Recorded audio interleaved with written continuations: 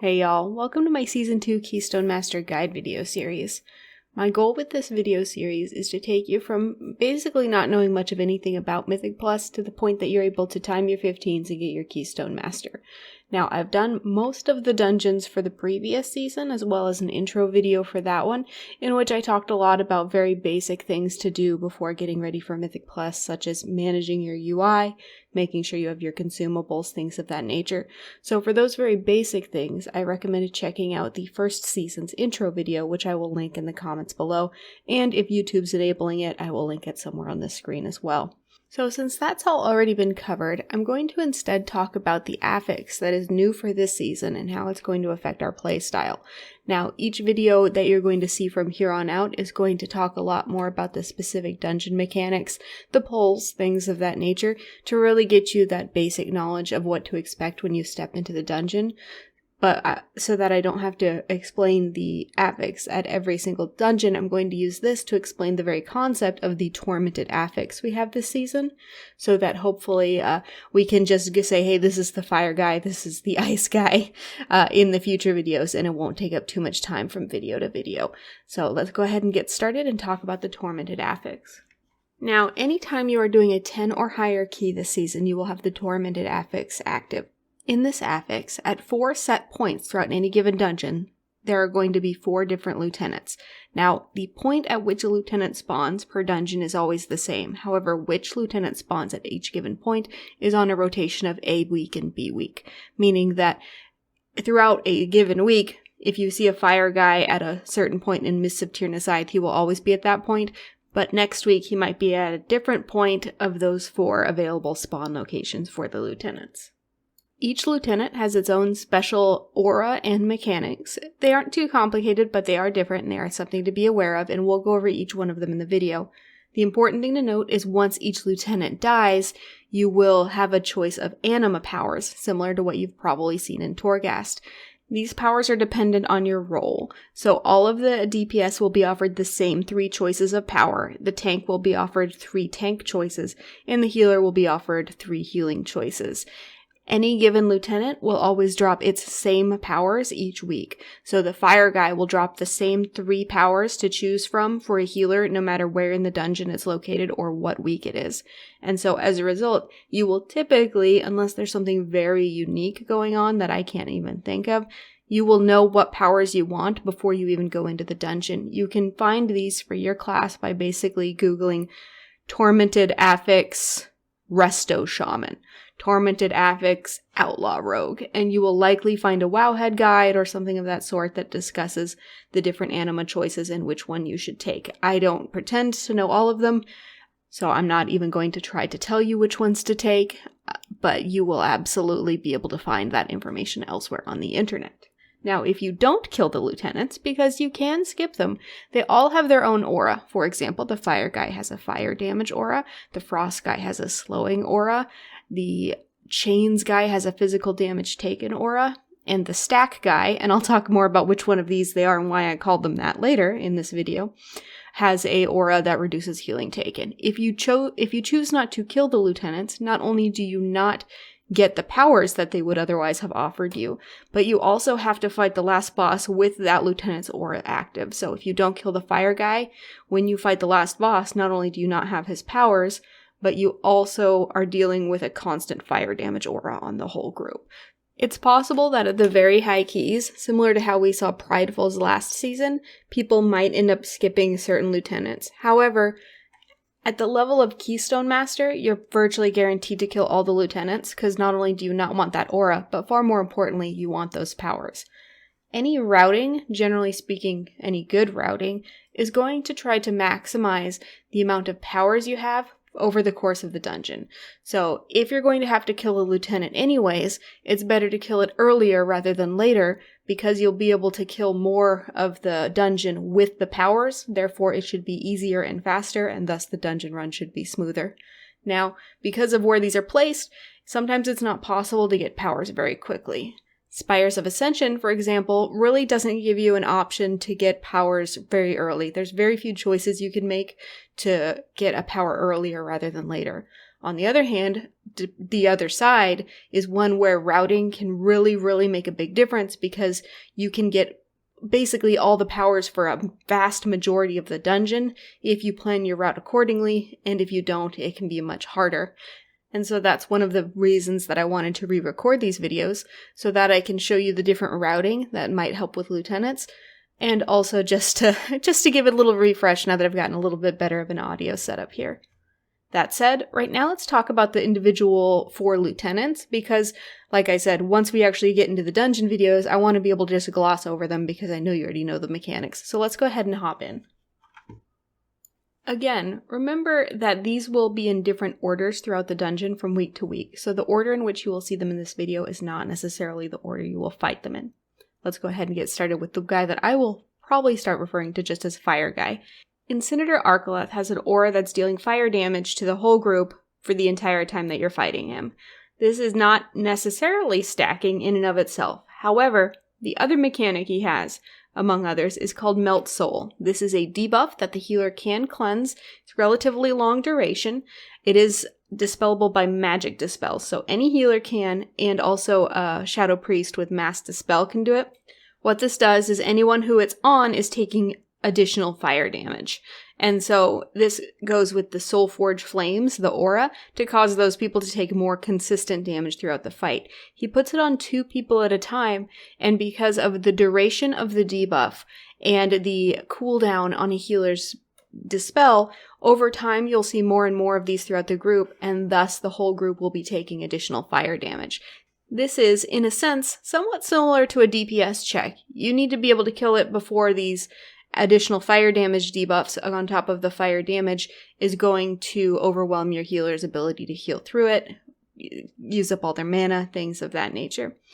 If you played last season and you dealt with Prideful, this will actually feel very much like Prideful. It is a lieutenant that you have to kill who is going to feel like he does more and more damage over time, so you want to kill him as quickly as possible. And that's basically it as far as a DPS check. However, there are 2 additional very important mechanics that he does. One of them is called Inferno.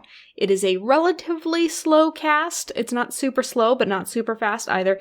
Interruptible AoE that is going to hit everyone for fire damage. And remember, at least 2 people over time, well, first 1, then probably 2, then maybe 3 or 4 if it goes on too long, have an increased fire damage taken debuff. So they're going to get chunked by this if it goes off. It's called Inferno. Inferno needs to be kicked. So y'all make sure that you've got your kicks, your wind shears, your spear hand strikes, all that good stuff. Your rebukes. I see you, Ret Paladins. Let's make sure that Inferno gets interrupted. They must all be kicked. I don't believe that one person, other than possibly a Prot Paladin, can get all of them, so DPS and Resto Shamans be ready. The other thing he does is called Scorching Blast.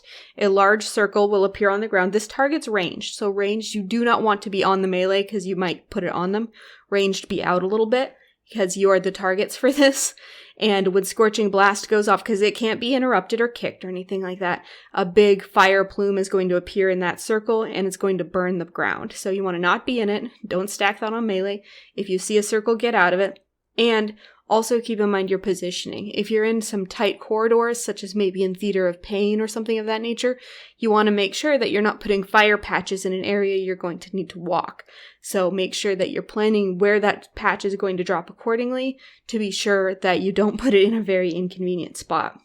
And once he dies, you click the little orb and you get your power.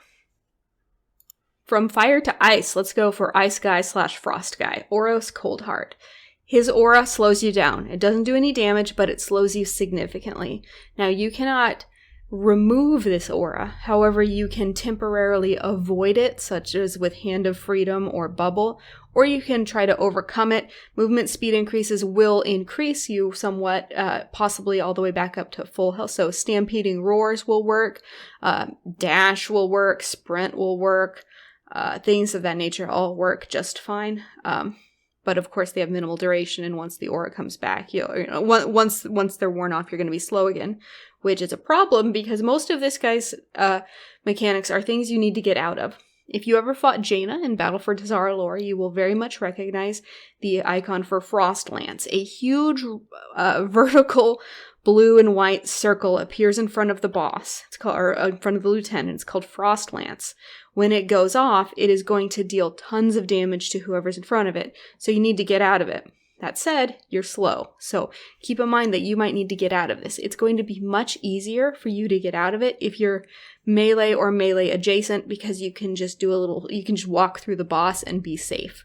While if you're at very far range, it might be difficult for you to safely get out of it, so try not to be too far away on this guy.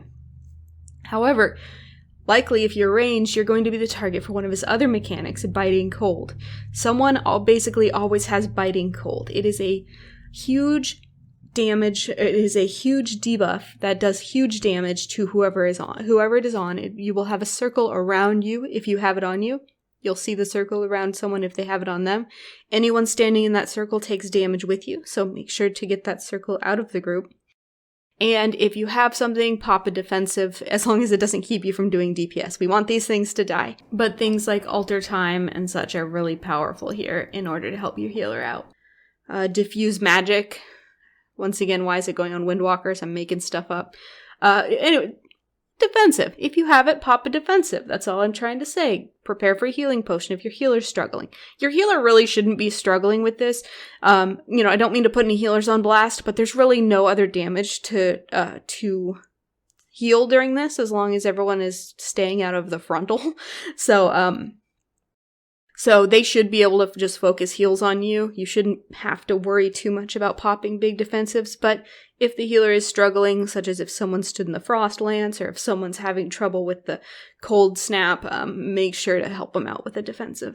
The Cold Snap is the other mechanic for this guy. He will summon little icicle orbs kind of all around the battlefield. You need to get out of them. They'll appear and then explode a few seconds later, and it's hard to get out of them because you're slowed. But again, this is a really great time for things like Stampeding Roar from Druids, because it will help everyone be able to avoid it a little bit more safely. And that is all of Frostguy's mechanics. Now let's go to Soggodon the Breaker, who I'm going to refer to as Chainsguy. Chainsguy is one that seems pretty easy, but he's a little bit of a trap. So his aura is called Intimidation, and it causes everyone that's fighting him to take 50% increased physical damage. The reason that I say he's a trap is because he technically feels super duper easy.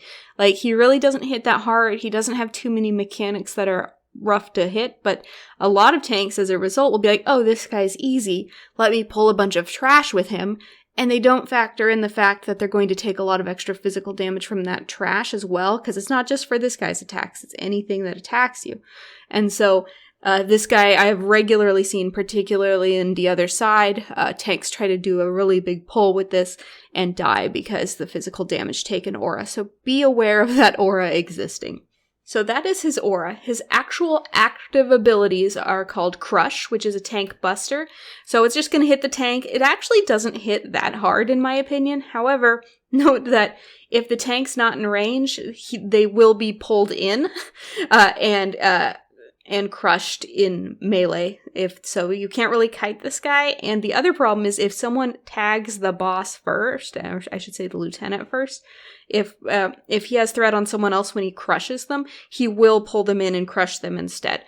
There may have been a few mage deaths because they were so excited to pull for the tank that they got crushed to death. So keep that in mind. The other thing he's going to do is Seismic Wave, which is just a stomp. It's going to take everyone down by maybe 30% of their health. It's not a huge deal. You don't really need to pop a defensive unless you're, sub 30% and you're likely to die from it, which is unlikely if you're fighting him alone. So just, Seismic Wave deals AoE damage. The other major mechanic that he has is called Massive Smash. So he's going to grip everyone into melee, and every person who doesn't dodge it, this is a physical attack, so it can be dodged, but anyone who doesn't dodge it is going to get Bindings of Misery on them, which is this attackable entity that is binding you in place. So you theoretically need to destroy the bindings so that you can get out of melee, because after some time he's going to actually do the Massive Smash, which is going to do a lot of damage and it's going to stun people. So you want to not be in that, meaning Point being, you're going to get pulled in, kill the bindings, get out, don't get hit by the smash as a result. That said, the bindings are very easy to deal with. They can be AoE'd down, so you can probably just cleave them down off the boss. It's a pretty long cast on the Massive Smash. And you can also do things like Gnome Racial works. I'm always loving my Gnome Racial, y'all. The Tiger's Lust works. Hand of Freedom works. Bop works. There's Blink works. Any Soul Shape works. Anything you can do to get out of like a snare will get you out of this. So it's really not a big deal. Just make sure that you're not standing in the big circle. And that's the entirety of Sagadan the Breaker. He's probably the easiest one, as long as your tank doesn't decide to pull all of the trash along with him. The final guy, who is Executioner Vereth, I will typically either refer to as Stat Guy or Fear Guy. His aura makes it so that healing is reduced by 50%. So if you take damage, it's going to be harder for your healer to get you up. He'll have to put more mana into you to do it. That's unfortunate, but not the biggest of deals. So the actual things that are dealing damage are Sever. So that's just a high amount of damage on the tank, and it puts a little bleed effect. This hasn't honestly been too much of an issue. It doesn't hit hard enough for the healing reduction to cause too much issue here, as long as no one gets the other bleed effect. So the next thing he's going to do after being pulled is called Wave of Terror. So it does AoE damage, and anyone who's not standing together with the group. Well, you don't have to be as a whole group. You need someone else with you, kind of like the third boss in Plaguefall. You just need one person to be chilling with you, and you'll be fine. Most people will just group up because it's easier. So y'all want to group up, because if you're not grouped up, you're going to get feared. The fear is cleansable, but it's the healer has other things to worry about other than cleansing you just because you couldn't be bothered to stand in melee. So stand with someone during Wave of Terror. Very shortly after Wave of Terror, he's going to pick someone to cast Carnage on them. He picks someone, they get a circle around their head, or circle around their feet, and a few seconds later, he's going to hit them with a huge bleed that is going to not only cause a bleed on them, but anyone in that circle as well. So the person who has the bleed needs to get out of the group right away. So essentially this becomes a rhythm of stack, get out if you have the bleed, stack again. The bleed can be bopped by paladins. It can be divine shield, ice block, things of that nature. The bleed is really the only dangerous part of this, particularly if the bleed goes on to multiple people. This can hurt really bad, and because of the healing reduction, it can be tough to get people out of this if there's an accident and the bleed goes on multiple people. In that case, for example, as a paladin, I will usually bop one person, sack someone else, and then I will just heal like a third person and pray, kind of a thing. Hopefully you never end up in that situation though, and everyone does the stack spread properly. And that's it. You are now familiar with all of the new mechanics for all of the new lieutenants. Like I said, you're going to want to, before you go into a dungeon, Google what are the best anima powers for your spec and class and role. And we are ready to get into dungeon-specific guides. I hope y'all will join me, and good luck on your Keystone Master.